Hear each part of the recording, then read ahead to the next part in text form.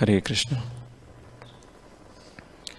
आज ये जो श्लोक जो हम अध्याय किया है, ये श्लोक जो है ये ब्रह्मा जी नारद मुनि को जो अलग अलग अवतार है और उसका उद्देश्य विशिष्ट कार्यों के लिए निर्धारित अवतार, तो उनका कार्यों और वो कार्यों से हमारे लिए क्या लेसन्स उसके बारे में बता रहे हैं।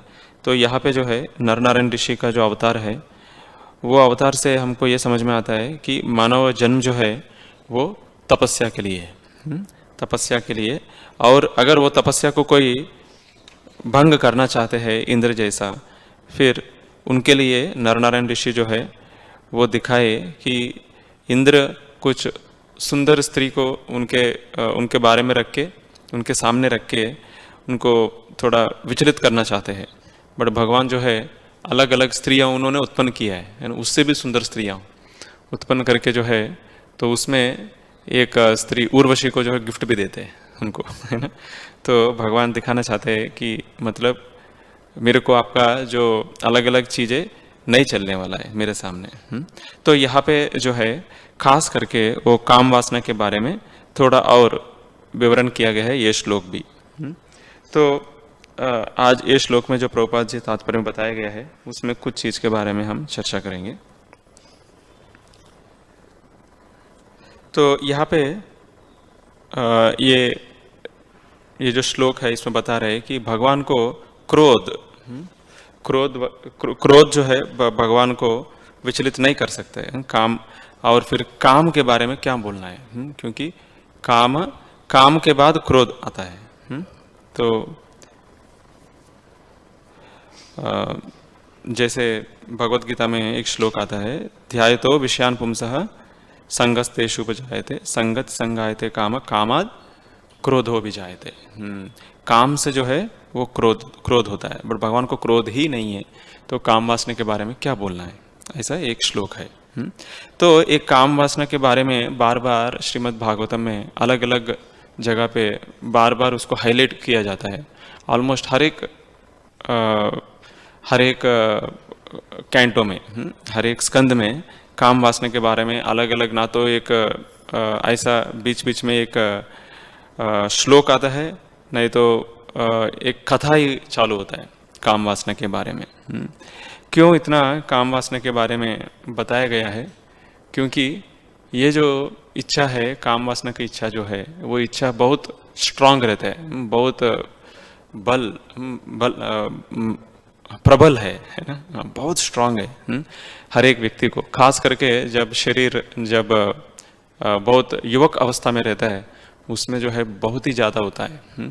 तो कोई बोलते है ठीक है युवक अवस्था अभी चले गए, अभी हमारा वृद्धाप्य अवस्था आया, उसमें तो नहीं है, नहीं क्रोध है तो मतलब काम वासना है ना, तो है ही है ऐसा। तो क्योंकि ये काम क्रोध है ना, ये दोनों एक के बाद एक आती है। तो इसको जो है कंट्रोल करना काफ़ी जरूरी है। तो जैसे यहाँ पे भगवान विष्णु जो है, विष्णु का एक नाम है भृगुपाद।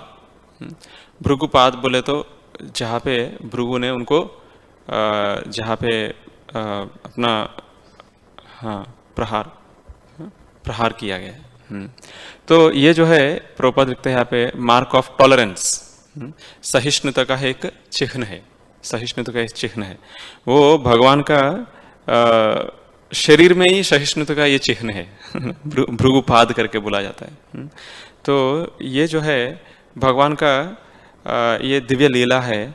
अगर कई मान लीजिए भगवान कुछ क्रोध दिखाया, नहीं तो काम वासना ऐसा बाहर दृष्टि से दिखता है, जैसे भगवान का अलग अलग लीलाएं में दिखता है, तो वो जो है वो एक्चुअल में जो है वो है ही नहीं भगवान का। वो जो भी दिखाता है वो जो है ट्रांसेंडेंटल, एब्सोल्यूट बेनेडिक्शन। प्रभुपाद लिखता है यहाँ पे,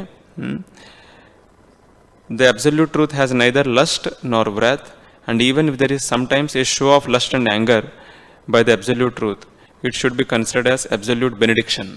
वो बहुत बड़ा आशीर्वाद है, वो बहुत बड़ा आशीर्वाद है। अगर किसी को भगवान ने गुस्सा दिखाया है ना, या काम वासना या गुस्सा जो भी चीज़ है हम भगवान में देखते हैं, वो उनके लिए आशीर्वाद है ना, आशीर्वाद है।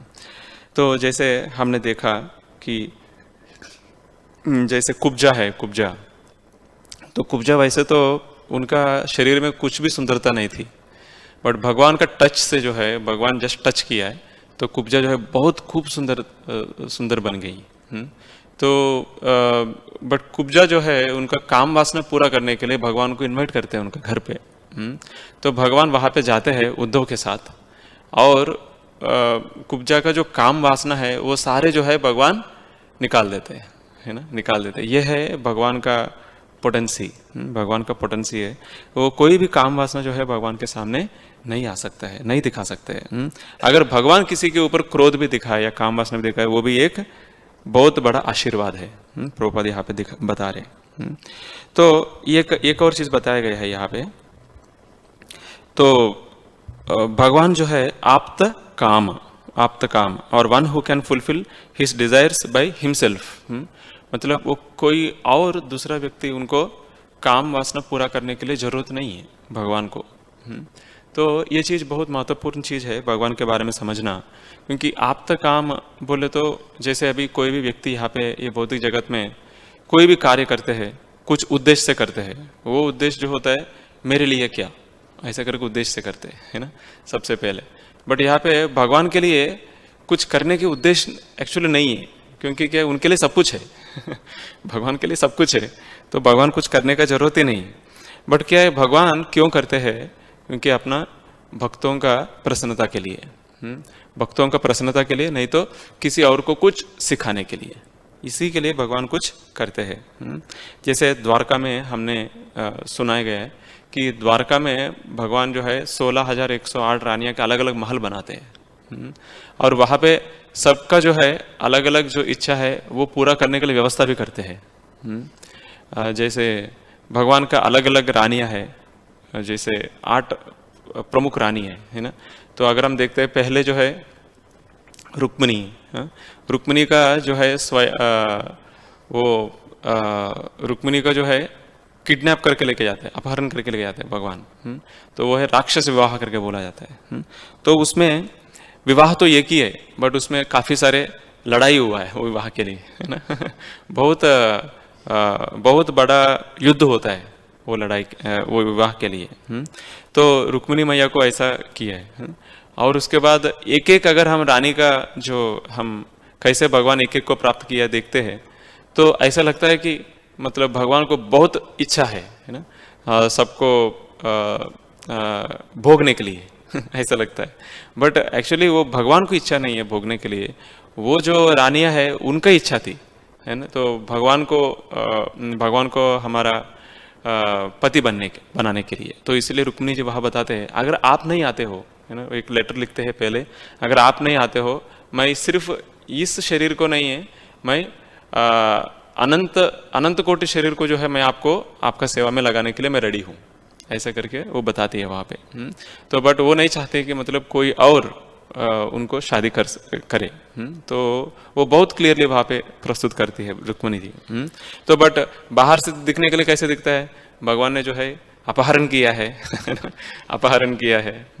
तो कोई भी बाहर का व्यक्ति जो है वो बोलते हैं ऐसा कि मतलब भगवान भी क्या किसी के साथ किसी को लेके गए, है ना ऐसा करके बोलते हैं, यही उदाहरण देते हैं। बट भगवान जो लिया है कि उसका पूरा अलग ही है वो, क्योंकि रुक्मिणी भी चाहते हैं, और उस टाइम पे जो अलाउड था कि ऐसा राक्षस विवाह करने के लिए, और पूरा लड़ाई करके गए, लेके गए। तो आज का जो है, आज का हम देखते हैं कि मतलब वो बिना पूछे बिना बोले सब लेके चले जाते हैं ना, ऐसा होता है ना, ऐसा दिखाए। तो ये जो है हम कंपेयर कभी नहीं कर सकते। तो और दूसरा जो है उसके बाद अगर हम देखते हैं भगवान भी बहुत, अगर ये सभी में जो है एक एक जो रानी को वो प्राप्त करने के लिए बहुत कष्ट लेना पड़ा भगवान को भी, है ना। उन लोगों को तो सिर्फ इच्छा था बट भगवान को कितना सारे कष्ट झेलना पड़ा, है ना। ये सत्यभामा है, सत्यभामा चाहते हैं कि मतलब भगवान को पति बने, बट वहाँ पे जो है अलग अलग चीजें होता है वहाँ पे। तो सत्यभामा के लिए भगवान जो है कितना निंदा होता है भगवान के ऊपर, 2-3 बार निंदा होता है भगवान के ऊपर। जैसे शत्रजित जो है वो पहले उन सत्यभामा का पिता, तो वो बोलते हैं कि भगवान जो है शमंतक मणि ले लिए हम, भगवान को शमंतक मणि चाहिए, इसीलिए मेरा जो मेरा जो भाई है उनको मार के लेके गए, ऐसे करके एक पहले आरोप लगाया था। तो उसके बाद भगवान को खुद जो है जाके ढूंढना पड़ा, और बाद में वो शमंतक मणि जो है, वो शमंत मणि को जो है इनका शत्रुजित का जो उनका ब्रदर जो है, उनका भाई जो है, उनको एक सिंह जो है उनको मार देते हैं, मार के जो है अपना गुफा में जाता है, और वो गुफा में जो है जाम्बवन जाके उनसे लड़ाई करके वो ले लेते हैं, वो मणि लेके जो है अपना बच्चे को खेलने के लिए देते हैं। तो भगवान को बाद में जाके ये सब ढूंढना पड़ता है, कौन कहाँ गए, किसको क्या मारा और कहाँ पे गया, कौन किसको किया, और बाद में जाके जाम्बवन का जो पुत्र है, छोटे बच्चे, तो वो खेलते रहते उससे तो भगवान जाके वहाँ पे जब लेते हैं तो तब जो है जाम्बवन आके फाइटिंग करते हैं। तो जाम्बवन फाइटिंग करते हैं भगवान के साथ 28 डेज, 28 दिन 28 दिन फाइटिंग करके, और उसके बाद 28 दिन फाइटिंग जो है वो ऑलमोस्ट ये जो कुरुक्षेत्र युद्ध जो है वही एक महीने, वो 18 दिन हुआ कुरुक्षेत्र युद्ध भी 18 दिन हुआ है ना, 28 दिन भगवान उनके लिए फाइटिंग करते हैं। तो धर्म संस्थापना करने के लिए 18 दिन फाइटिंग करते हैं सब लोग मिलके, यहाँ पे भगवान खुद जो है जाम्बवन से 28 दिन फाइटिंग करते हैं। तो बाद में जो है जाम्बवन को समझ में आता है ये तो मेरा भगवान श्री राम ही हो सकता है और कोई नहीं हो सकते। तो तब जो है उनको क्षमा मांगते हैं, क्षमा मांग के जो है शमंतक मणि और सत्यभामा दोनों को भी देते हैं, है ना उनको। सॉरी, जाम्बवन हाँ हाँ, जाम्बवती, सॉरी, जाम्बवन और जाम्बवती, सॉरी। तो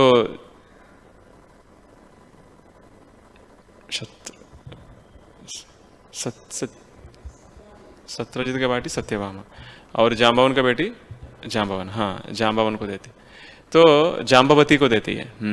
तो जाम्बवती जो है ऐसा प्राप्त होता है भगवान को।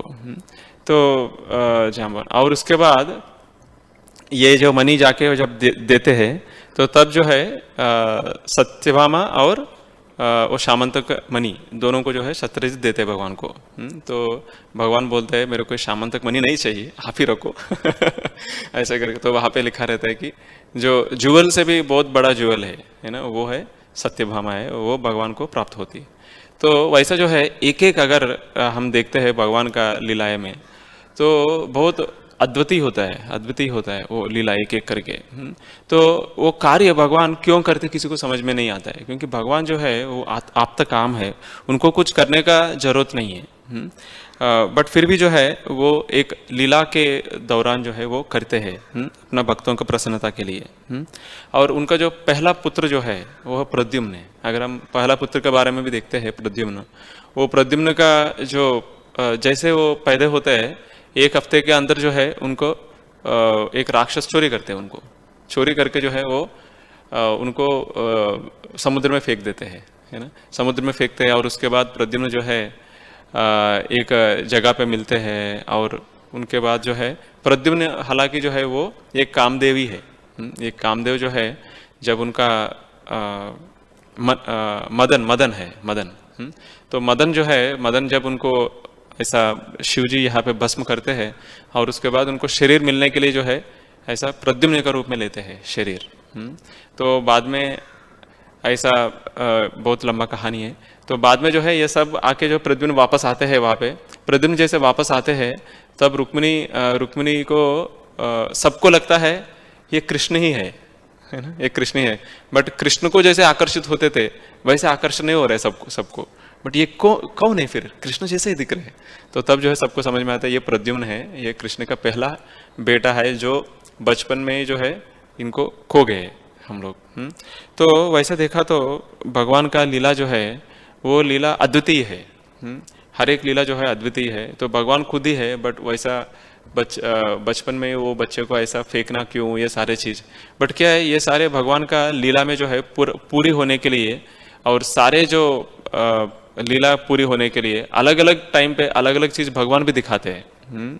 तो बट भगवान जो है वो आपता काम है, वो उनको ये सब ज़रूरत नहीं है।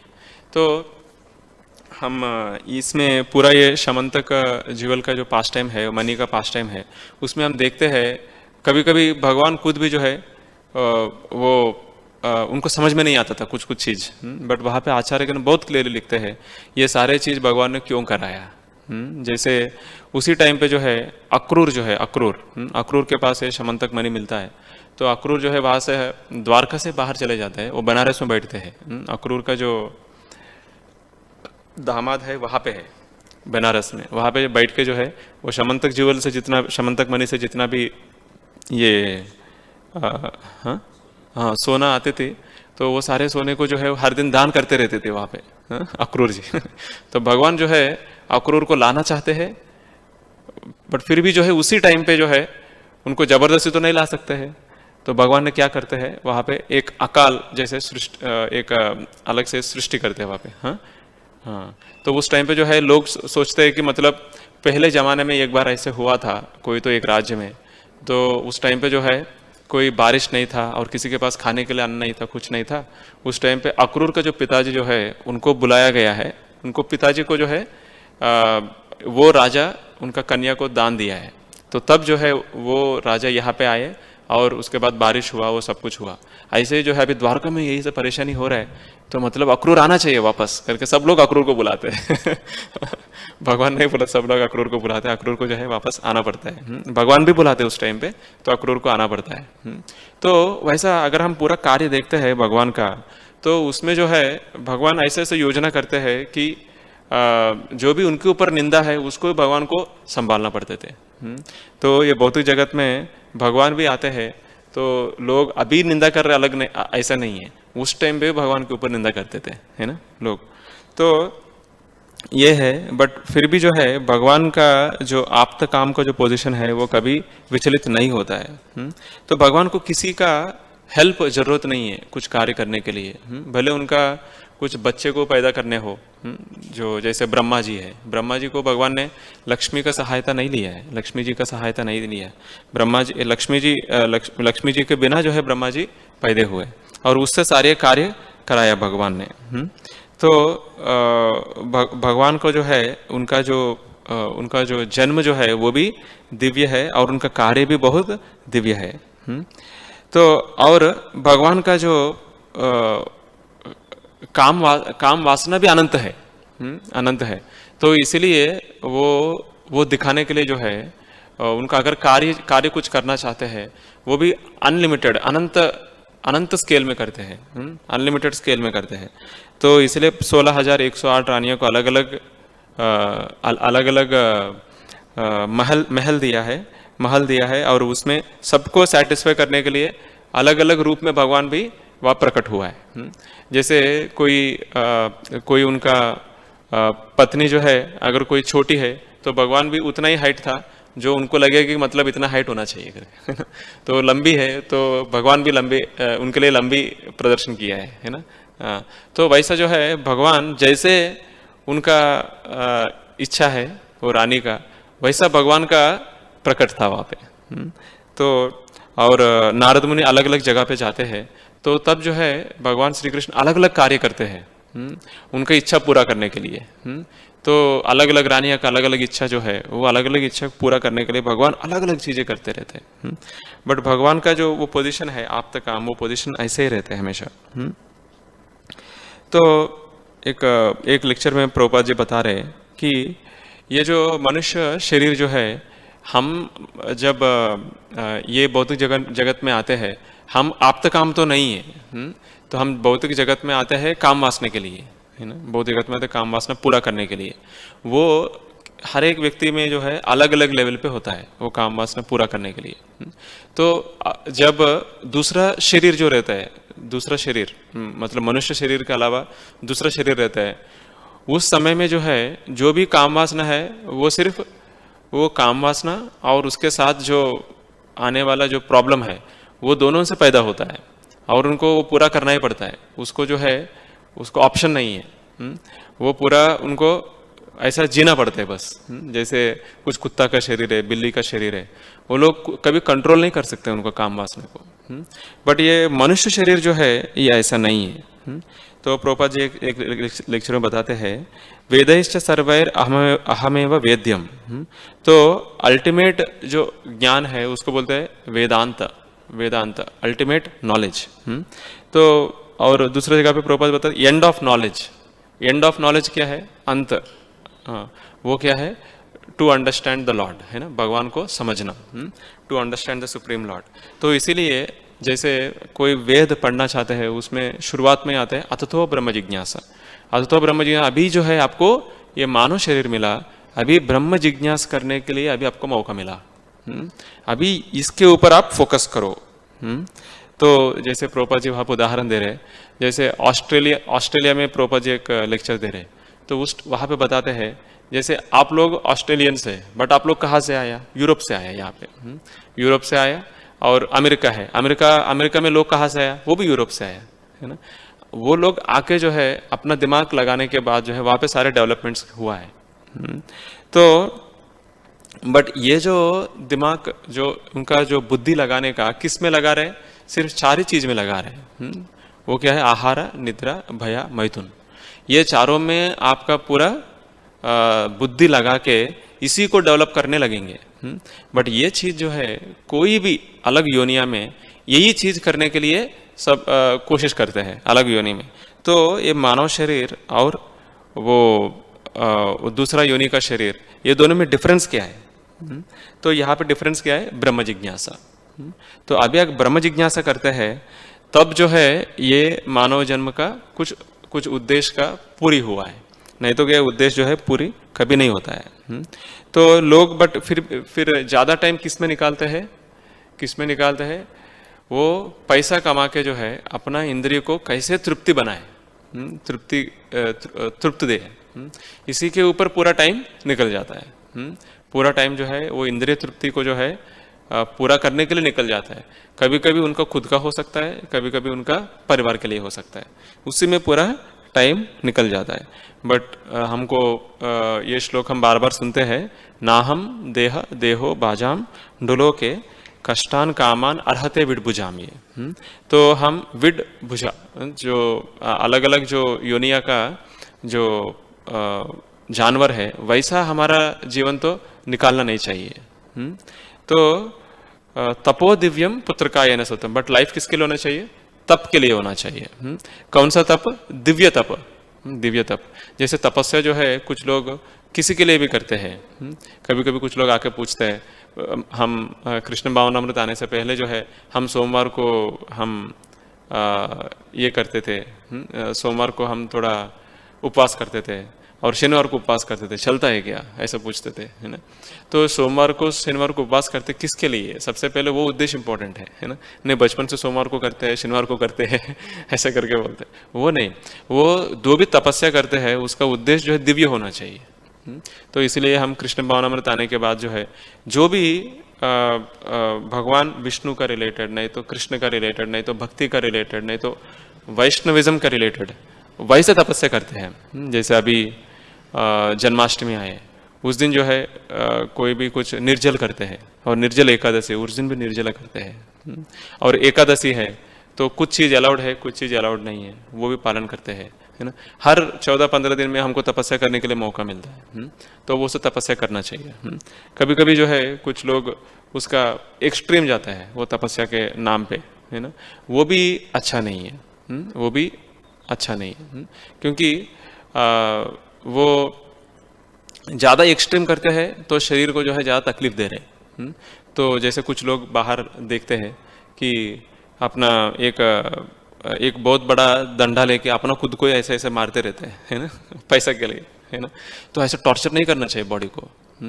कुछ लोग जो है मैं देखो कितना महान ऐसा दिखाने के लिए कांच का टुकड़ा जो वो भी खा लेते हैं, है ना, वो दिखाना चाहते हैं मैं क्या हूँ करके, है ना। कुछ लोग अग्नि को पीते हैं, है ना, ये सब कुछ करते लोग। ऐसा ये शरीर जो उसके लिए तो नहीं है, ये शरीर उसके लिए ऐसा टॉर्चर करने के लिए नहीं है शरीर। ये तप करने के लिए, बट दिव्य तप करने के लिए। तपो दिव्यम पुत्र का येन सत्वम शुद्ध तस्मात् ब्रह्म सौख्यम त्वनंतम। तो इसीलिए जो हमको नियमित रूप से जो दिया गया है भगवान ने, वो चीज़ जो है हम करते करते जो है तप करना चाहिए, तपा करना चाहिए। तो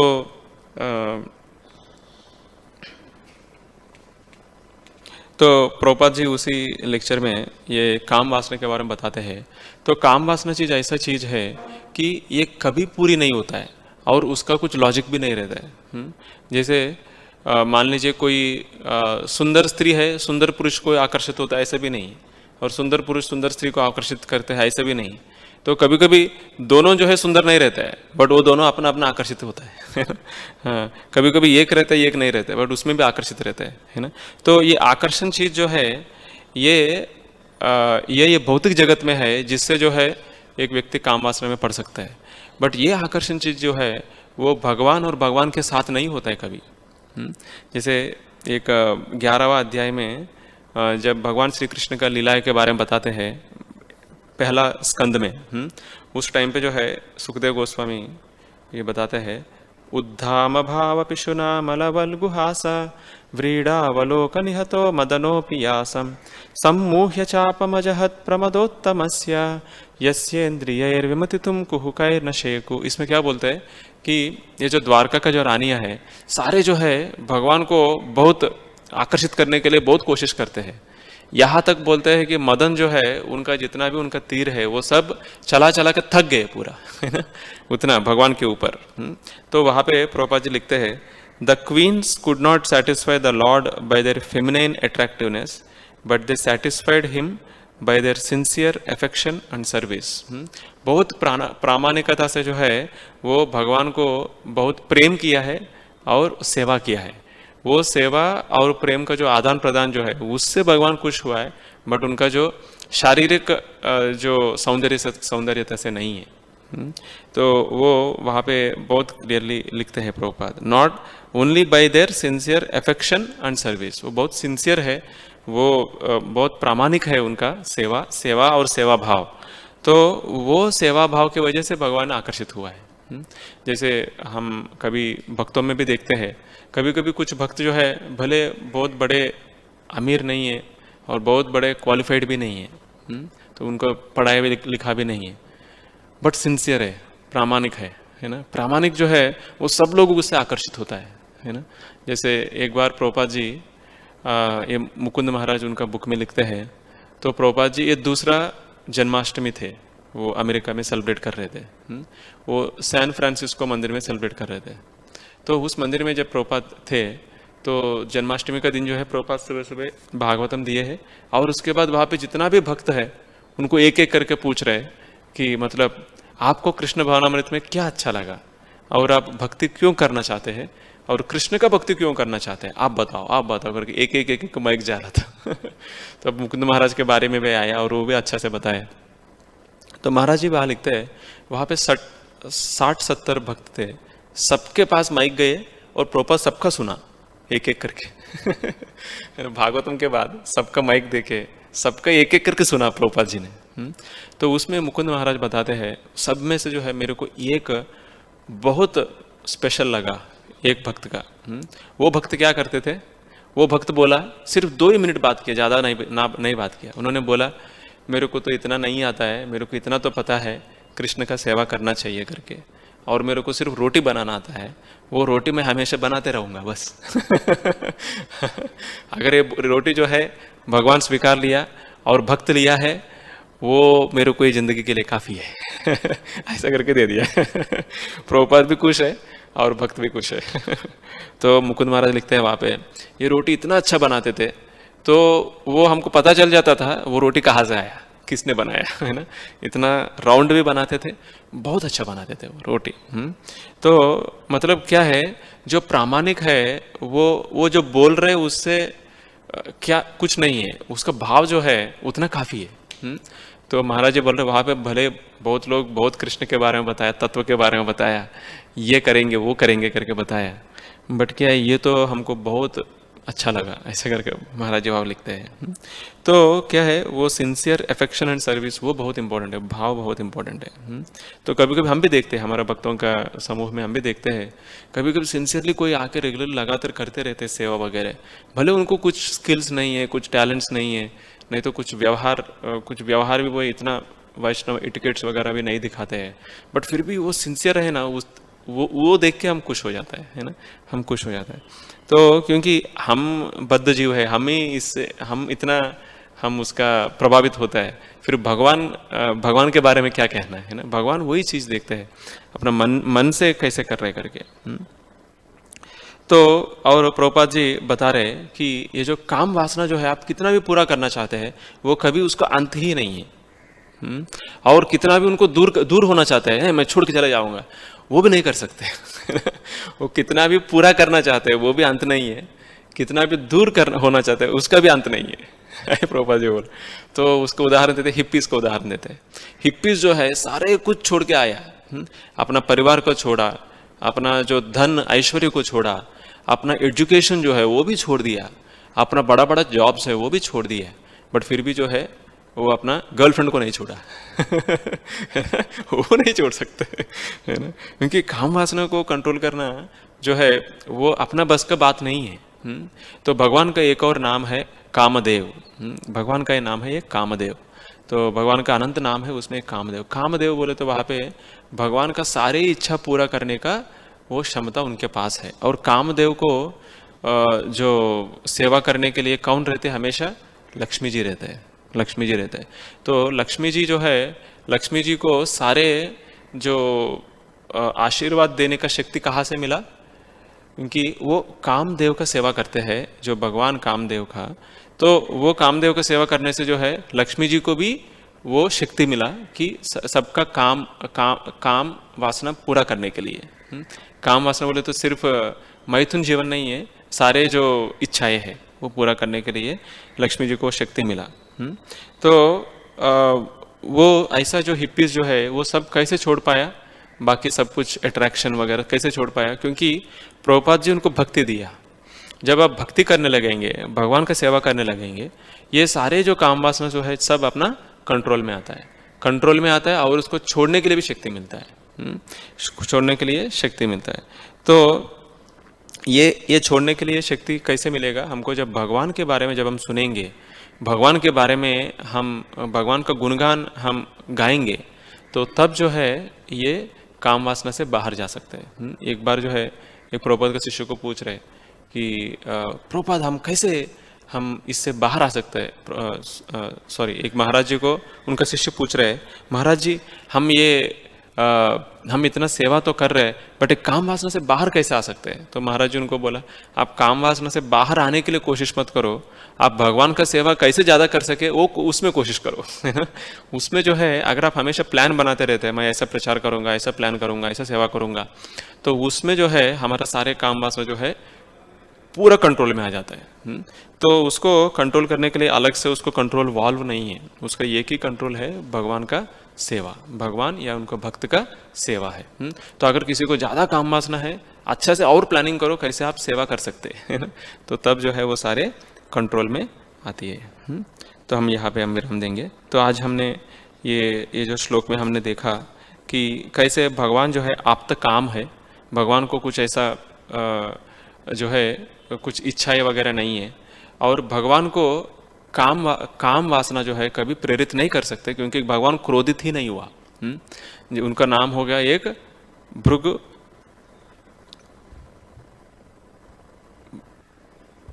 भृगुपाद है ना, भगवान का नाम हो गया भृगुपाद, भगवान का नाम ही भृगुपाद है।